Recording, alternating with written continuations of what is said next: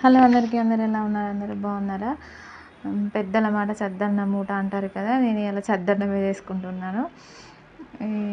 రాత్రి అయితే అన్నం మిగిలిపోయింది. అన్నం మిగిలిపోయిన దాంట్లో కొన్ని పాలు వేసుకొని పాలు ఎన్ని వేసానో అన్నీ కూడా వాటర్ వేసాను. వాటర్ వేసి ఇప్పుడు కొద్దిగా మజ్జిగైనా పెరుగైనా వేసుకొని తోడు పెట్టేసుకోవాలి.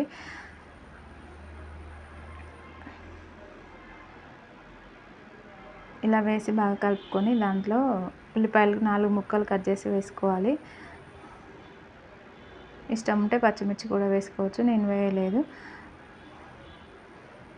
పెద్దలు మనకి ఎంత మంచి మాట చెప్తారో, ఈ చద్దన్నం తింటే కూడా మన ఒంటికి అంత మంచిదంట. నేను కూడా ఒకసారి ట్రై చేస్తానని చేశాను. టేస్ట్ మాత్రం బాగుంది. పొద్దున్నే ఇడ్లీ దోశ కాకుండా ఇలాంటివి కూడా అప్పుడప్పుడు ట్రై చేయండి. ప్లీజ్ వీడియో నచ్చితే మాత్రం సబ్స్క్రైబ్ చేసుకోండి. Bye friends, bye bye.